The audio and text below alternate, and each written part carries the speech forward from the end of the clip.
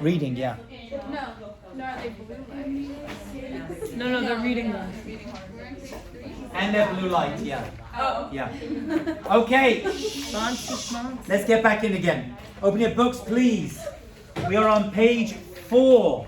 We're going to start the first chapter. Shh, guys, fear up. We're going to discuss, let's just go back a little bit for those people not here, those not listening. This semester we are going to be looking at anger. Ben Adam Lachaveiro. Ben Adam Lachaveiro. Or mitzvah between us and each other. There is a general term that is given to this study of Torah. It's a general term. It's called midah. We discussed this last time. Midah in the singular or midot in the plural. Did we discuss this word last class? No. Then let's discuss it right now, because it's what our course is going to be about. Remember, every Hebrew word on the board, you need to know, write down. It'll be in your midterm or your final. Every Hebrew word will be in midterm and final. The word midah, we usually mean to translate as personality or character trait. However, my dear friends and students, the word midah or midot means something else. It refers to personality or character, but it means something else. What does it mean? Measurement. A measurement. That's right. A measurement. Would someone like to tell me, please, why the word midah, which refers to a character trait, would be a measurement. A measurement, like this table has a measurement, right? A person has a height. What is their midah, right? 6 foot. Or if they're Jewish, 5'2". Everyone's got a measurement of midah. Why would the fact that the word midah refers to character traits and measurement means the two are connected? Does everybody understand the question I just asked? Sarah, please give us an answer. Maybe because you measure somebody's character, or you measure. Sarah Lee asked something beautiful. How do you measure a person's worth? By their personality, by their character. Right? Even in English, you say, do they measure up? It works even in English. Right? The measure of a man or a woman is their personality. We don't care about their height or their width or their girth or the rest of it. We care about their personality. The Torah is teaching us to have personalities. So one answer to the question of why the word for character is actually measurement is because you measure a person by their personality. That, weirdly enough, is not going to be the emphasis of this semester, although it's a very good answer. One, right, a person's character, their traits, are a measurement. I'm going to give a different answer. One you may have thought before, but it's really very telling for our semester. And number 2 is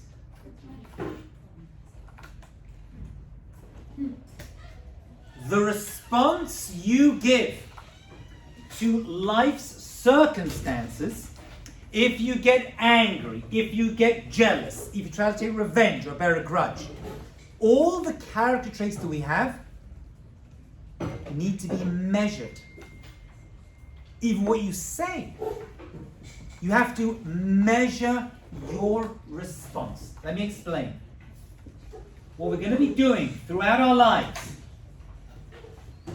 and if you remember from last class, this is nothing compared to other mitzvot.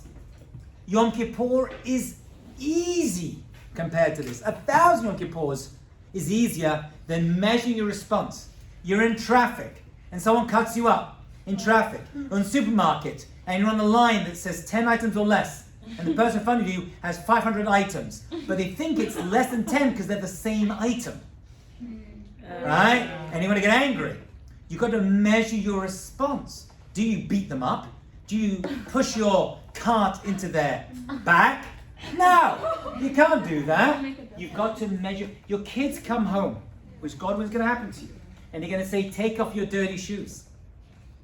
And they're like, yes, Abba, yes, Imma, because they're muddy, and I don't want mud in the house. Yes, Imma, yes, Abba. And you come back 5 minutes later, and there's little mud footprints all over the house. Or you go to the kitchen, and you just make cookies, or you buy cookies for Shabbat. And you're going to say to your kids, don't eat these cookies, they're for Shabbat. A child hears that, and what do they think? That means they're for now. Shabbat.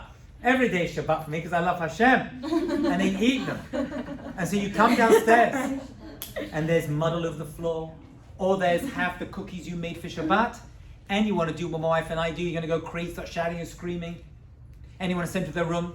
Or maybe you turn around and you're like, that's it, you're not going to college. We had money saved up for your college education, we're going to take that, and we're going on vacation. What's the problem with that? Why is that ridiculous? Because you didn't measure your response.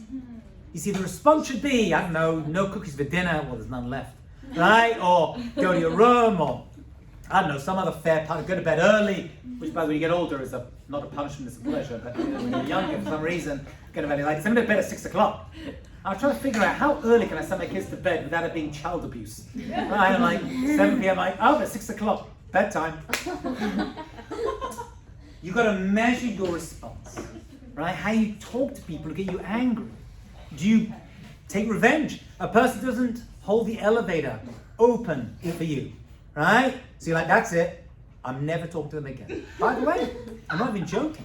I know people I know, who, well, I say one thing to them, one thing they don't like, I'm not talking to you. That's usually what it is. It's usually the small things that people fight over for years and years and years. Like the small But you know what? It's not fair. I do a lot of good for people, and all of us do a lot of good, and they don't, as we're going to see this semester, they don't judge us on all the stuff that we do. They judge us on the one thing that they don't like. I'm going to show you a proof from a pasuk and a mishnah to prove that that is not the derech. Hands up, yeah. I don't think it's about that one thing that you do. I think it's like a combination of things, and that one thing was a straw that A straw that broke that was back. But you're right. Most people are not insane enough, although many people are insane. Right? They don't even know someone, they can't find them, and that's it, they want to, kill them. But the key to life is midot, and that is how we're going to measure our response. Okay? So bear that in mind as we travel, because everything we're going to look at, we're going to see really there are no bad character traits. It's how you use them, when you use them. Hashem wouldn't just gives you a bad trait and like, good luck with that. Right? You're a jealous person and you're on with it. It's true. Some people are more jealous than others. Are they born that way? Did they become that way? Is it nature? Is it nurture? That's a good discussion to have. But in the end, it's academic. In the end, we're all dealing with stuff and you're going to have to figure it out. But Hashem doesn't give us bad traits. Every trait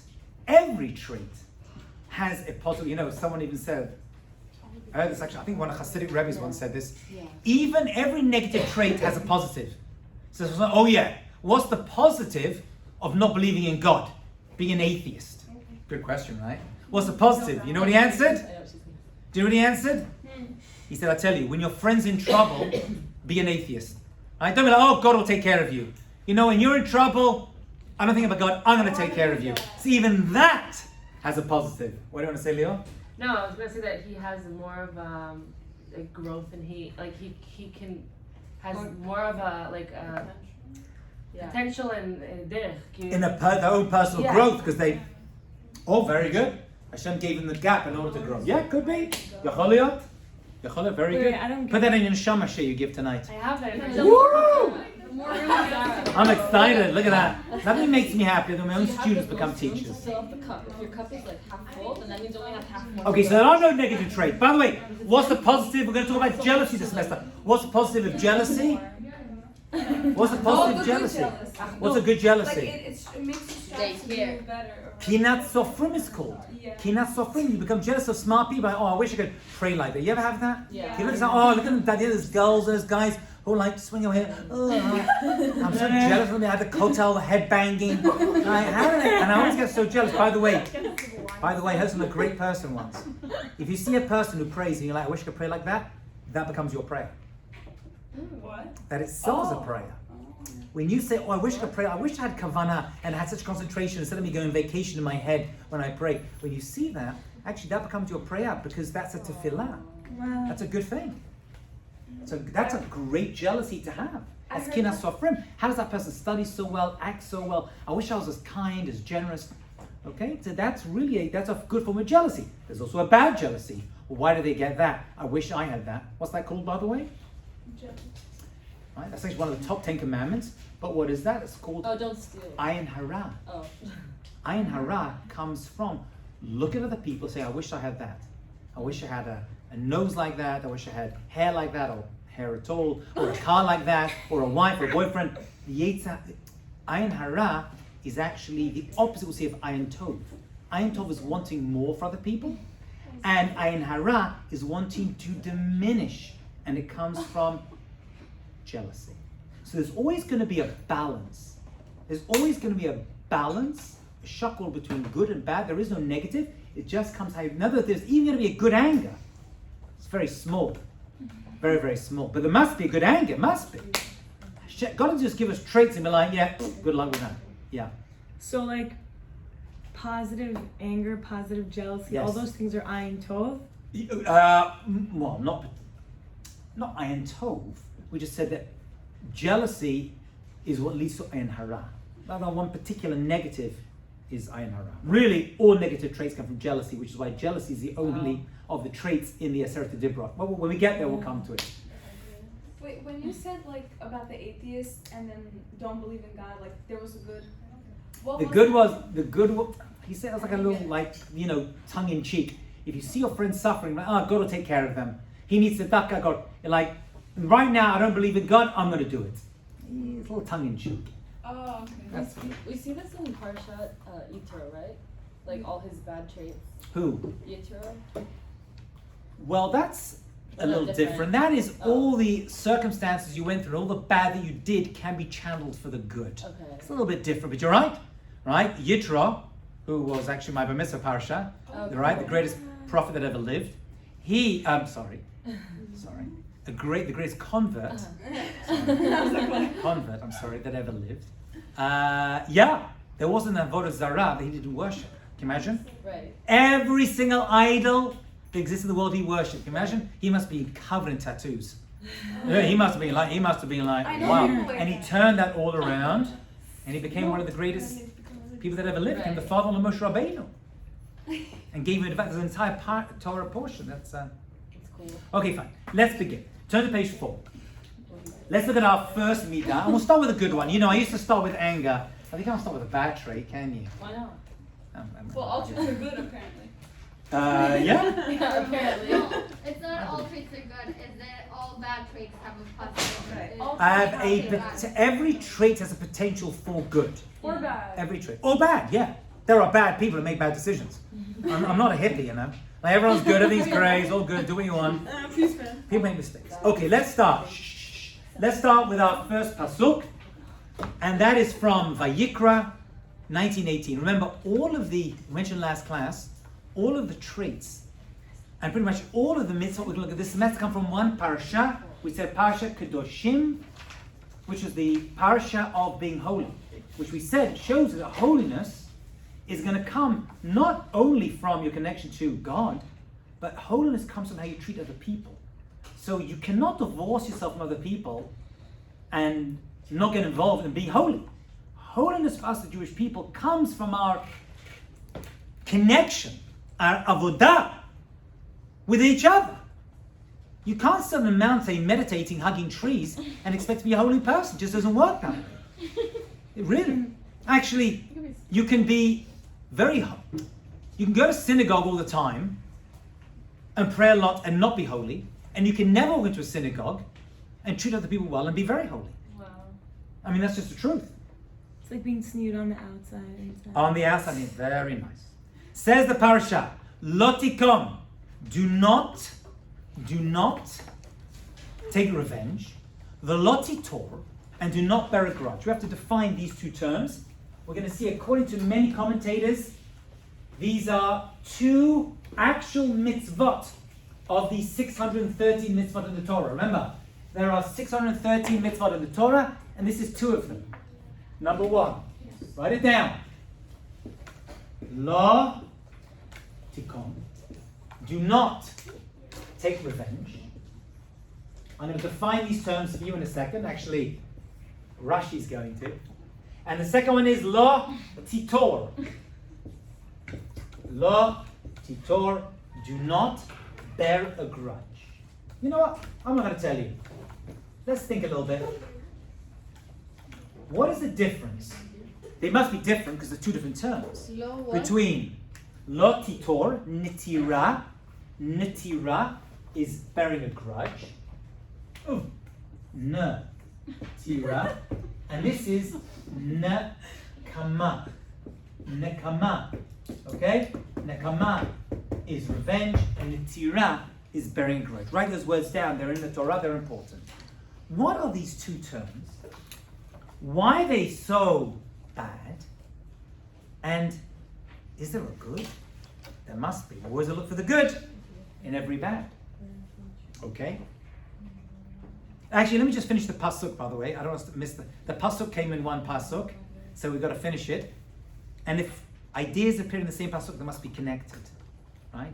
If ideas appear in the same verse in the Torah, they must be connected. So it says, Et bnei amecha, your people. Why does it say that? Let's think about that as well. And then it finishes with those famous words of the Torah, V'ahavta l'recha kamocha. You should love other people like you love yourself. Why is that in the same pasuk? So we're going to have to get there. First, let's define these two terms, and then maybe it'll lead us to the end. And then it says, Ani Hashem, I am God. Of course you're God. God's the one who gives the Torah. Why is it repeating that? So there's a lot loaded into this pasuk. Number one, what's revenge? Number two, what's bearing a grudge? Why is bnei amecha your people? Why does it say you have to love each other like you love yourself? By the way, why doesn't it just say you have to love other people? Why like yourself? And then what's God doing at the end? And how all these things connected? They must be connected because they appear in the same pasuk in the Torah. Are we all clear with what we're going to try to do for the next few minutes? Yeah. Can you please translate the words that you put after Yeah. the pasuk? Lotikon is do not take revenge. No, I know those. So two that nekama. Nekama means revenge. Lotitor, do not bear a grudge. And it's called nitira. Nitira is bearing a grudge. Bearing a grudge. Nitira. Okay, let's define these terms. They both mean the same thing? No, they don't. Lotikon. They cannot mean the same thing. These two mean the same thing. Yeah, that's yes, what I mean. yes. But these do not. Okay. What's revenge? Somebody, please. Hello? Anybody there? When you do something. Okay, hands up. Yeah. When What's your name again? Just so I remember. Mariah, no, don't. It's okay. Like revenge is more of an action, I would say. Okay. So revenge is an action. So Yeah. what's bearing a grudge? A grudge would be more of a mental. More of an inside Yeah. mental thing. But give me an example of bearing a grudge then. Oh, well, wait, who was saying it? Like you said, you say the wrong thing and then someone hates you forever. Like that's like kind of bearing a grudge in my opinion. And, like, not Yeah. letting it go. Yeah, you're not Revenge letting it would go. be if they did like the same thing back to you or worse or something. Okay. I think. I think you're absolutely correct. But we're going to see some other interpretations. Thank you, Mariah. Very nice. And very nice name, by the way. Do you know what it means? Good. It's well known what your name means. Like harmoria is what. Yeah, a mountain of teaching. Hora'ah, to teach. I didn't know that. Now you know what your name means, Baruch Hashem. Right? Morah, where the teaching comes from. so Because the teaching comes from where the Beit HaMikdash was, right? Hamoria. Yeah. Can you get rid of a grudge, forgive someone, if they don't ask for forgiveness? Okay, you're taking this to the next stage. Typical Mackenzie. Let's figure out what they are before we figure out how to get rid of them. I back up typical Mackenzie. The I don't know answer, the answer. the answer is gonna be yes. All the negative traits you can channel and change. There's a strong presupposition that people can change it. People say, that's just the way I am. No, you can change. People can change. Otherwise, this whole class, whole religion is an exercise in futility. We've got to believe that you can. How is going to be What much if they harder. have not? Who has not? The person. Yeah, that's most people. Yeah. But the Yeah. There are also cases in the Torah that you have to take revenge. Oh, beautiful. There's time. Give me the ultimate proof to what you're saying. With this society, I always forget the name. Amalek. Amalek, very good. You got to go against them. We'll make this a revenge, but No, you have to go and attack them. Yeah, very it's a good. grudge. There's even a you're right, but there's even a better proof. Who is the ultimate venger of everything? Kel Nekamot Hashem. God is a God of vengeance. Wow. God takes revenge. And we're going to see, you have to be like God. We say every morning, Kel Nekamot Hashem. Kel Nekamot. Right? God takes revenge. What does that even mean? How can it be bad if God's doing it? God does only do good, doesn't he? No. So, we have to understand that. Okay, but you ask if there are times you have to take revenge. Actually, the Gemara tells us that a Talmud Chacham, a Torah scholar who doesn't take revenge or have the ability to, is not considered a Talmud Chacham. It's a trait. It's a good trait. It's what we said before. It's a good thing. So why are we told not to do it? Why does it appear in the Torah as being a terrible thing? The answer is going to be around how to do it most people are not capable of. But it's a good thing. Wanting to readdress a balance is a good thing. It's just that, one second, Dan. It's just that most people don't know how to do it, don't know how to do it well. It's like surgery. Is surgery good or bad? It's fantastic. But give a scalpel to most people, they're going to kill everyone. So you have to know what you're doing. God knows exactly how to redress that balance. A great Torah scholar also does. They're not doing it for themselves. They do it to address the balance in the world. By the way, you're going to see a lot of revenge before Mashiach comes, because there's going to be a strong feeling that we need to redress the balance. You're going to see a lot of this in our generation. Those people know me, we speak a lot about Mashiach. It's another discussion. Before Mashiach comes, we're going to see that there's this desire to redress the supposed imbalance in society. What's the word you're saying, redress?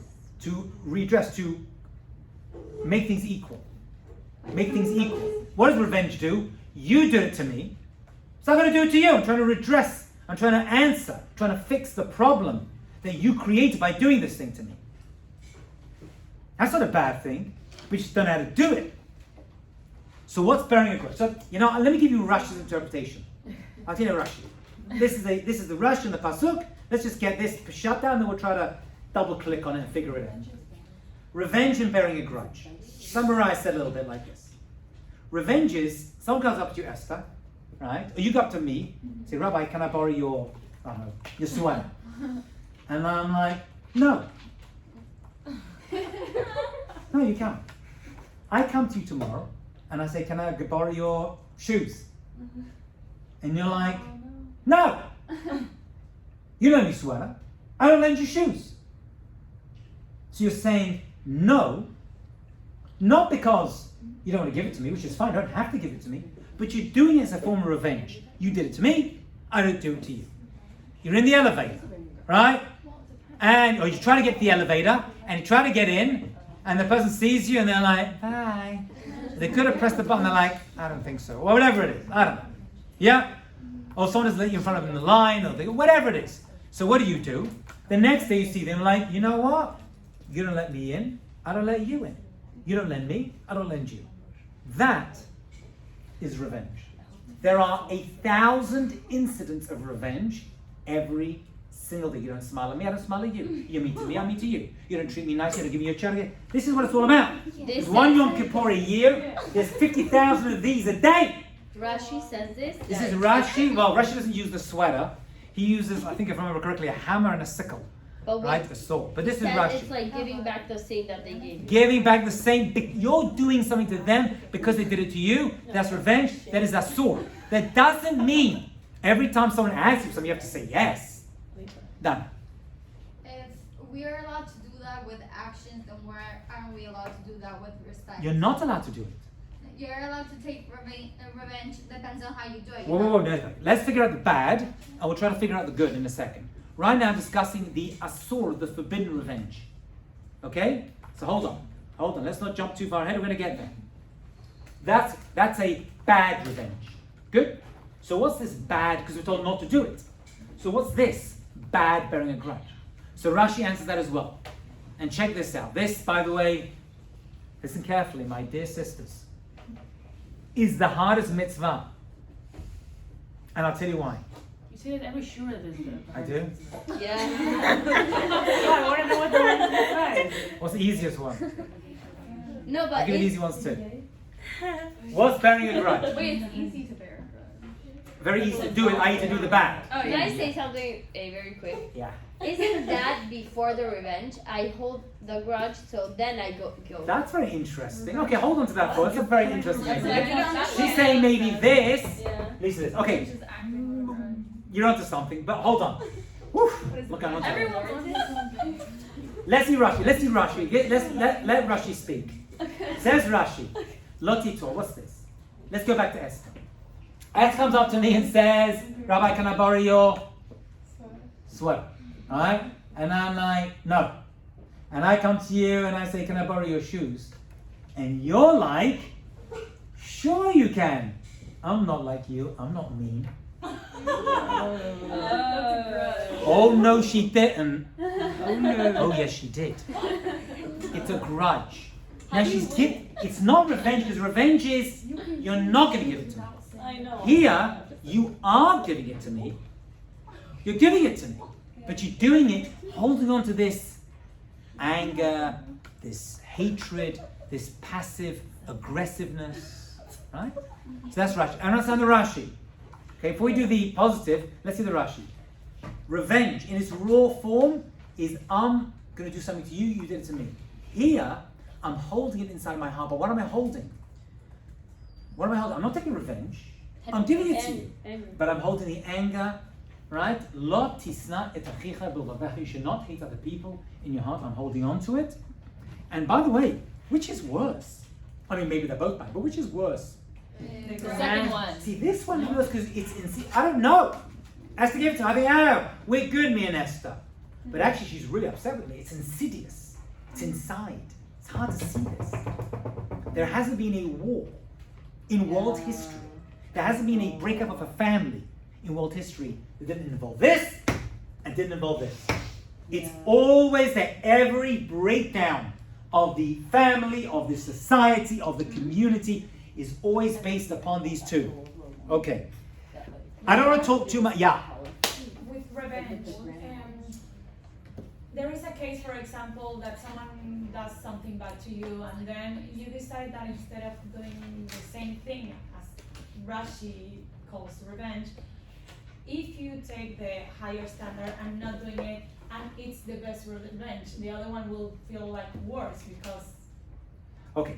So is that type of a revenge? we're going to get to a Ram. The Rambam is going to tackle that.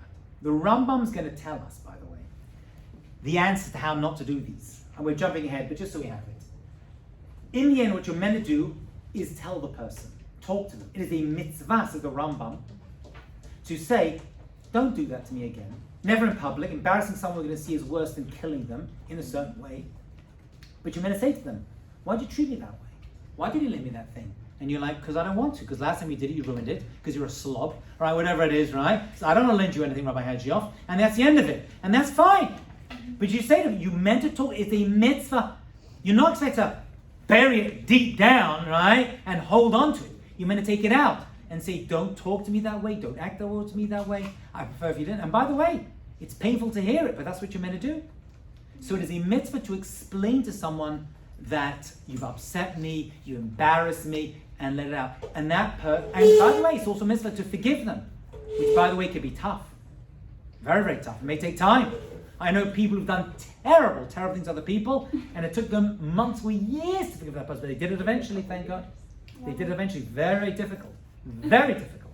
There's people that get into fights and then years go by and then they forget why they were angry. Yeah, I don't even know what I'm saying. What was I arguing about? Right. 1000%. So it's a mitzvah to express that you've been hurt because then you won't bear a grudge. Yes. Or whatever. You're meant to go up to that person and say, why did you do, says the Rambam, Lama asita kach v'kach. Why did you do this to me? I'll give you a few story examples of this. We have a lot of stories this semester I'll be doing with you, but that's based on them. Yeah.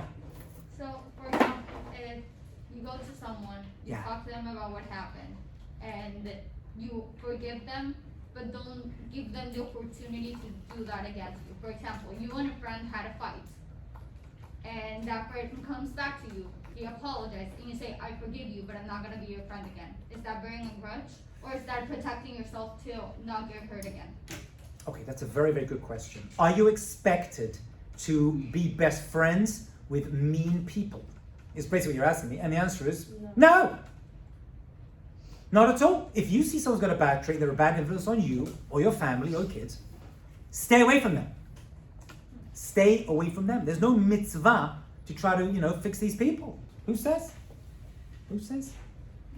Not at all. When we get to Lashon Hara, we'll talk more about this. When people ask you about them and say, is that a bad person? Should I marry my daughter after this person? Should I marry my son to this person? Right? We're going to discuss this. This end of semester, we get to Lashon Hara. We're going through the laws of Lashon Hara in a lot of detail. It's not simple.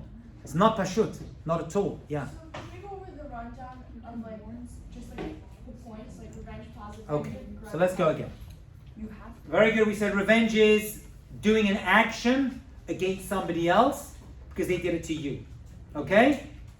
Bearing a grudge is holding that hatred in the heart, although you're not taking revenge, but you're holding the anger and the frustration, the resentment, maybe resentment's the right word, against that individual. We said that God takes revenge. We're like, yeah, revenge actually is not a bad thing. We just don't know how to do it. So we're told not to.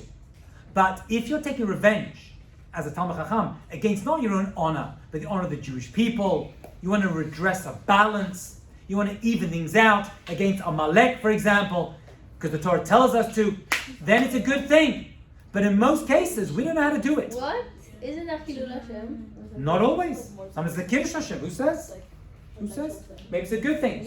We just don't know always how to do it. Are you expected to, like Dana said, are you expected to protect yourself against bad people who do bad things to you? And the answer is, yeah. Yeah, you don't have to be, as we say in Hebrew, a frayer. You don't have to be a sucker. You don't have to become a doormat. You want to protect yourself. Absolutely. But bearing a grudge is not the way to do it. According to the Chavetz Chaim, these are two separate mitzvot of the Tarek mitzvot. The two separate mitzvot. What has this got to do et bnei amecha? Why is it told to your people? Why et bnei amecha? Anybody? Because we're all brothers. As? Sisters. אז אם אנחנו משפחה, What? אם אנחנו משפחה, If we are family, I'll translate. as we need to have more rachamim. We have to have more mercy on each other. Actually, I'm pleased you mentioned that word. There are three traits that we, the Jewish people, use as a nation. We are Rahmanim, we are merciful, we are Baishanim, we have Busha, and we are Gomel Chasadim, and we do kindness to other people. Those are the three traits which you actually, they say, if you see a Jew who's lacking one of these three, really lacking, you can doubt their yichus, whether they're actually Jewish or not. Rahmanim, Baishanim, Gomel Chasadim. What does Baishanim? As in they have a busha, there's a certain sensitivity. It's how they treat other people, there's a certain shame they carry. Right? Wait, what's the second one? Baishanim. Rahmanim, merciful. Baishanim, act with busha. And gomle chasadim, and they do chesed to other people. Those are the three character traits. So why? Right? Because etamecha. You know what they say? If a person does not act like one of your people, you don't need to do this. If someone's coming after you and treating you badly, you take revenge against them. You're allowed to. Yeah. Well, If someone's trying to kill you, right, you have to go after them. You have to be a sucker. Right? This is not. Wait, no, let them go. No, if a person's trying to hurt you. No, and yeah, kill then you. self-defense. But Yeah, okay, that's what we're saying. That sometimes they act acting like your people means they act nicely towards you. Like a member of your nation, they're following the laws of society. They're coming after you like, well, I can't take revenge, right? Because you're like, no, every society set up a fair and just court. You hurt that person, you go after them. It doesn't mean you go and shoot them in the head. It means you're allowed to take actions in order to redress that balance that has been created by their terrible actions.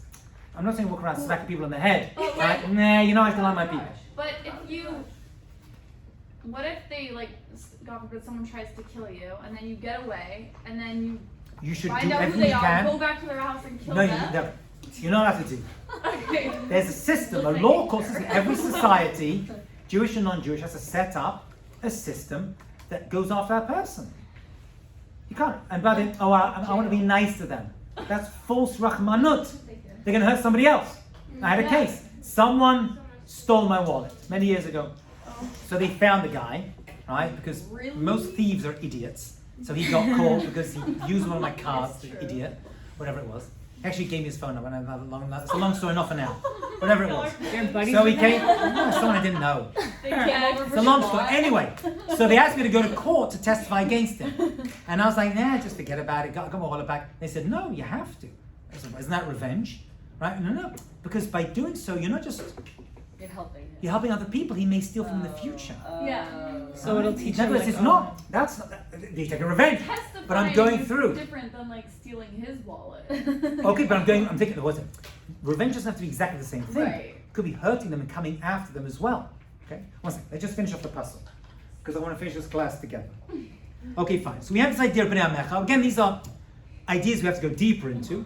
And then it says v'yahavta l'recha kamocha. Love other people like you love yourself. We're still on the same pasuk on page 4. One second. We've now finished the pasuk. We've got to 3 parts. We did 1. We did 2. Et bnei amecha. And then we're saying now you have to love other people like you love yourself. First of all, what is it? Whatever this love thing is, which I'm going to define for you today. Well, I'm going to do it. The rabbi's going to do it.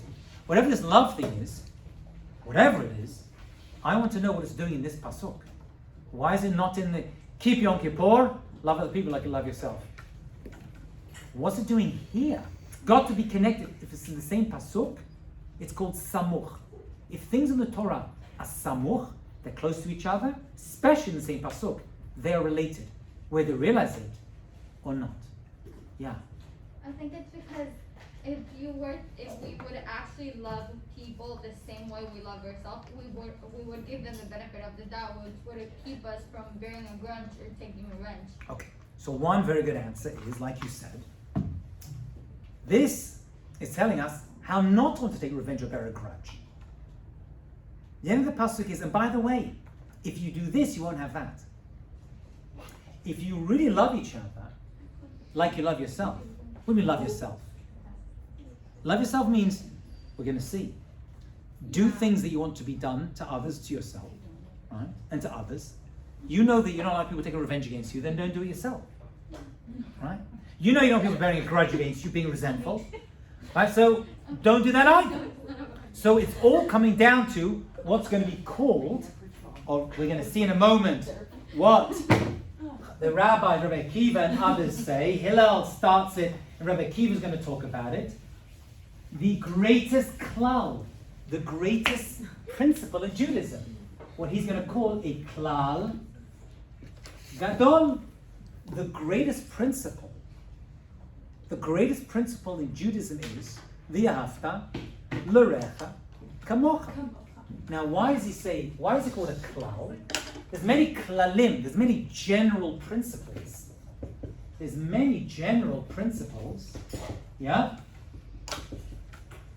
that exist in the Torah. Many of them. Why is this one called the klal gadol, the great one?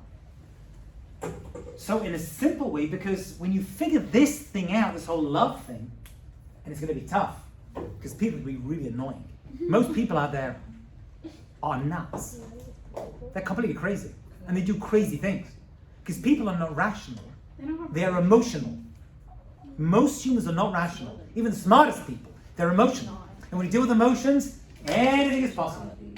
So he calls this a klal gadol, because we're going to see many ideas in the Torah are going to come from the klal gadol, which is v'yahavta l'recha kamocha. That means within this idea, chill. Rabbi. Within the klal of ahava, we're going to see many other principles that come from it. Many. A lot more than anything else. Can you write what that translates? Which word? Klal is a general. Gadol is a great thing. Gadol is great or large. Great general. So klal gadol. He said klal is a general principle, and this is a great one. It's a klal. So the greatest general principle? The greatest general principle is v'ahavta l'recha kamocha. Love other people like you love yourself. Now we don't know what ahava. We don't know what this word even means yet because we haven't defined it. We're going to get there. Yeah, we have to define it. Love. Love. Okay, we can sing about it. We can dance about it. Go to NCSY Shabbaton and enjoy it. What does it even mean? What does it even mean? So we have to define that term. I'm going to define the term for you. I'll define it for you, don't worry. It's not my definition. But whatever it is, it's a klal gadol. What I'm asking now is, what's it doing in this pasuk? You're going to have to say that one of the greatest impediments to love is revenge or bearing a grudge. And one of the best ways to get rid of wanting to take revenge or bear a grudge is this principle. Actually, this principle of ahava, v'ahavta l'recha kamocha, is going to be the overriding principle for everything else in Judaism. Every principle of Judaism, every mitzvah, is going to somehow reside within this idea of v'ahavta l'recha kamocha. Okay. Now I've downloaded that information. We'll take love. questions. Yeah, that's love, yeah. But then Ahava is love. how do you not like get walked all over? I don't understand. Fair question, we'll talk about it. You mustn't. We answered that question a little bit. You're going to tell That's people. not loving yourself. No, it's not loving yourself. That's being a shmata. What's the shmata? Oh, a rag. Great. Yeah, done. I think it has to do with the fact of the bearing of grudge, the same question that I asked. Loving someone as you love yourself, that doesn't mean that you don't have to put yourself first. So even though I love you and I forgive you, doesn't mean that I'm going to like you in my life because I'm not that Okay, in love. good answer. Very good. Very good. If that's a harmful person, stay away from them. Yeah, 1000%. Yeah. I once heard in a shiur that it really means like you have to love others how you love yourself. Like you know that you are sometimes bad and you sometimes. We're going to see the source. That's exactly what it is. What you like being done to you, do to other people. What you don't like, right? It's called the golden rule, they call it out there. For us, we call it the klal gadol. That's our way of saying it. Yeah. Doesn't klal mean nation, like klal Yisrael? No, that's kahal. That's what the kuf is a kaf klal. Oh. Okay. Wait, Rabbi, I don't understand how. Oh, it's also klal Yisrael, the general Jewish people. Yes, it's also used in that context too. I apologize. Yeah. Yes, klal Yisrael. You said if someone is doing something mean, not acting like your people. Yeah. You can take. Then there's revenge. ways that revenge can be taken. It doesn't mean you go and start beating them up, but there's things you can do in order to get that person for what they did. Yeah. For example, when you said about the sweater, if they're not. No. That's not an example of it. Why? That's not an example of it. Because they can be they can do it with a mean intention, you know. Depends on the intentions are everything. Intentions are everything. Okay, let's just go. I want to have a look at Onkelos. Let's break this down even more. Onkelos was a Roman convert to Judaism who wrote a translation of the Torah, and you'll always see his words as a convert next to Hashem's in every Chumash. So whoever he was, he did something unbelievable. That his words appear. Rashi is always underneath. Onkelos is always next to. And it's an Aramaic translation, which was the language of its day. Says Onkelos, Lotikom, Velotitor, do not take revenge or bear a grudge. Levavo amecha, to your fellow Jew, uterachem lechavrecha kavacha, ana Hashem. I should have rachmanut. What is the idea of love that we're trying to figure out? What is love? Or as someone once said, what's love got to do with it? So the idea is having rachmanut, being merciful, just be nice to people. That's what we're trying to do. As I listened to a shiur on the drive-in this morning, one of my great colleagues, Rabbi Benson, he says, if your entire Torah study is pure academic and doesn't change you as a person, you're wasting your time. There should be some improvement that comes from Torah study.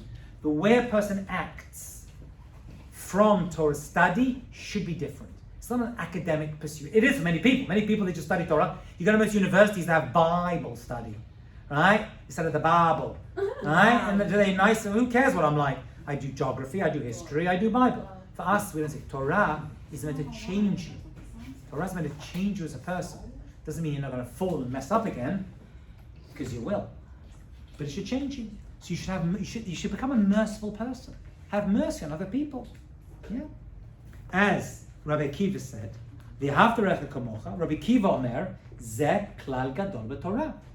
This concept is a klal gadol shebetorah. What does that mean, a klal gadol? And where do we see this from? So, let's have a look at a very famous story that happened to Hillel and Shamai. And interestingly enough, it's about a convert, a potential convert. Everyone's pretty heard this. It's a very famous Gemara in Shabbat. The Gemara tells us that a potential convert approached Hillel and Shamai and said, I want to become Jewish, but on one condition. You teach me the entire Torah standing on one foot. Now, when I was a kid, I thought he literally meant standing on one foot. No, it doesn't mean that. Standing on one foot means sum it up. Sum it all up. I don't have time and patience. Just tell me what this whole Jewish thing's about. What did Shammai do? Hillel and Shammai. Right? Two people, but two schools of thought. I will see actually every halakha that comes out of Hillel and Shammai come from this view of the world. So he went to Shammai, and what did Shammai do? He threw him out. He kicked him out. How? He told him that the Torah was a composition of things and that it couldn't be resumed into one. Well, maybe he did, but the Gemara doesn't tell us that. He told us that he took a stick, specifically the stick used for measuring buildings, and he chased him out with that. Now, the Gemara did not to tell us that. They could have just said he kicked him out. The Gemara doesn't come add past the story. Okay, I wanted to keep that in your mind. We're going to come back to that stick and Shammai a little bit later. But Shammai didn't like it. And he said, you want to summarize all this Torah that was given to the Jewish people from Hashem with all the mitzvot and all the ideas? You want me, says Shammai, to sum it up in one little tweet, one little bumper sticker, one little meme? Get out. And he chased him out with a stick. What did he do? Like any smart person, this convert, who by the way we're going to see was sincere, he was not a bad person, and we know that because he went to Hillel and asked him the same thing, convert me, al regalacha. And what did Hillel respond? Whatever you don't like being done to you, don't do to others. The rest of the Torah, every other mitzvah, is commentary on that one idea. Lech, go, zil gamor, go, zil, go, gamor, go learn. Hillel said this to Shammai? To the convert who'd come to him. So the convert was kicked out by Shammai. By the way, people that see Shammai, when I was a kid, I saw him like some mean old rabbi. By the way, Shammai was an incredibly nice person. He was the one who says you have to be makabel koladim yafot. You have to greet a person with a smile. Don't think of Shammai as some mean person. He had an understanding of Torah that was, or an interpretation of Torah that's different, and a different derech, different way from Hillel. But make no mistake, right? I mean, we always, except on 6 occasions, follow Hillel for halacha. But when Mashiach comes, we're going to revert to Shammai. We haven't understand why. But that's going to be. And Shammai is going to represent the idea I'm about to explain to you. What was Shammai's problem? And by the way, what happened to the convert? He did convert. He became a very holy convert. Became a great Jew. Very, very good. Which means we're not told. We don't want. We're not told. Maybe you're not allowed to remind a convert that they were not Jewish. As I saw to do that, unless they're okay with that. By the way, you're not allowed to remind a Bal Tshuva that they used to, be not religious. It's asur to do that. Yeah, 1,000%. Unless they don't mind, unless they're talking about it to teach other people about their life. Why is this a bad thing? It could be embarrassing to them. Oh, now you're some rabbi. I remember you used to eat pig sandwiches. It could be embarrassing. It could be insulting. Yeah, unless they don't mind. Unless they speak about it. Like the non-religious community. Why is it insulting the non-religious community? Because it's like they don't want to be reminded of like who they were before. No, it's insulting to the person who's now changed and doesn't kill and do other things, right? Because now they're like, it's like, you think you're all Mr. and Mrs. Shabbos observant? I remember you used to drive. So that's embarrassing to them. You can't embarrass them. You don't have to remind them of their past. If they're in prison, you can't say, I remember you were in prison for doing that. You don't have to do that. They've changed their ways. It's asur to do that. It's a form of lashon hara, actually. Unless they talk about it publicly, right? Because look what I went through. I was in prison. I've improved myself. Then it's okay. If they don't mind. But otherwise, you can't do it. You don't have to remind. Maybe I'm just saying. Maybe that's the reason we're not told who this convert is. A lot of rabbis tell the story of different people without mentioning their name. Yeah, without mentioning names, fine. I mean, that's what's happening here. We don't know who this convert is. Is that because he's a convert? Like, is that because it doesn't want to talk I don't know. about... Could be. I'm hazarding a guess. Yeah. What is the opinion, at least like with the rabbis, probably doesn't mention this in the Torah, about like somebody converting just for marriage? I can't get into it now. I'm just talking about a real sincere convert who's converted because they want to come close to Hashem, which may involve marriage. I'm not getting into that right now. Okay. So now the convert, what? What about the steak? Okay, fine. So, why does Shamai get upset? Why does Shamai get upset with this guy? He's like, the Torah has got so much. I can't sum it up in one thing. The stick that's used for buildings, right? You want to build a whole building based upon one stick, one idea.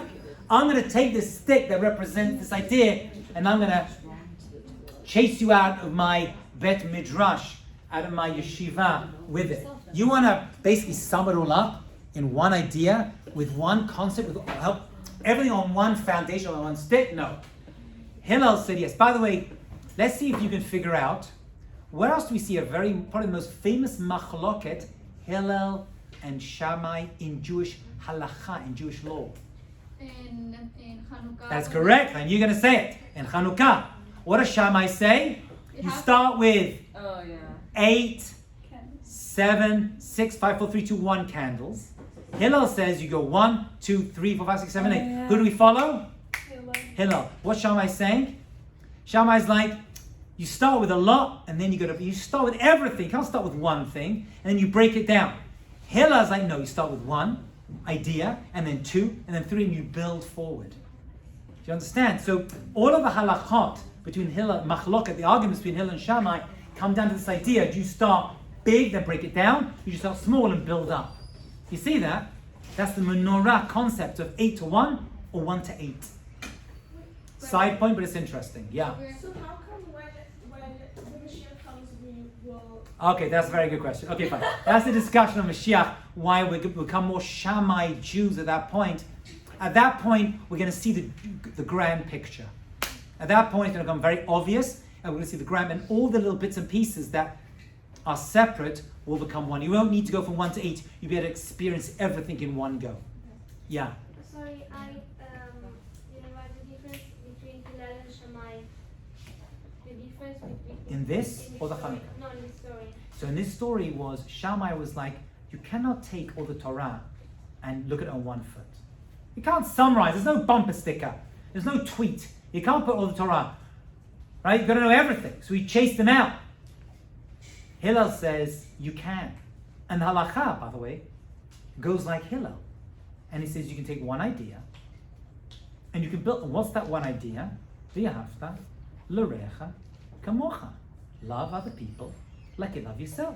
And you can figure out every other mitzvah in the entire Torah. It's a klal gadol. Based on this one idea. And by the way, not just the stuff you think, even the stuff you don't think. Yom Kippur somehow is related to Ava, klal gadol. Right? Not eating chametz on Pesach. Somehow, klal gadol. It's got to be related. Or every time you treat another person, you're actually rooting it in this idea. In this idea. Says the kliyaka. Let's just turn over and then we'll define what love is. What time does this class finish, by the way? 1:05. Okay, 10 good. minutes. Okay, stick with me, sisters. Says the kliyaka. This Gentile, this non-Jew, was a righteous person. He was a ger tzedek. A ger, a convert, tzedek. No, we finished Onkelos. Now we did the Gemara. Now on Kliyakar is a commentary. He was a real thing. The Loyad, he wasn't trying to be sarcastic or derech schok, making fun. He was real. I was a kid, I thought, teaching the Torah on 1 foot, Rabbi. No. But why? Why did he want to do this? He was being sincere. Why did he need this? And this is very important, not just to a ger, but to people who grew up non-religious and want to become religious, or to every single Jew. Why? He wasn't trying to stand on 1 foot mamash, he says. He really wanted to find one underlying principle for the entire Torah. It's interesting, that principle came from Bein Adam Lachaveiro, between us and each other. Right? What was he trying to get at? So the Kli Yakar says something amazing. He says he knew that this journey to become Jewish, or to become a Baal Tshuva, or to remain religious, is going to be tough.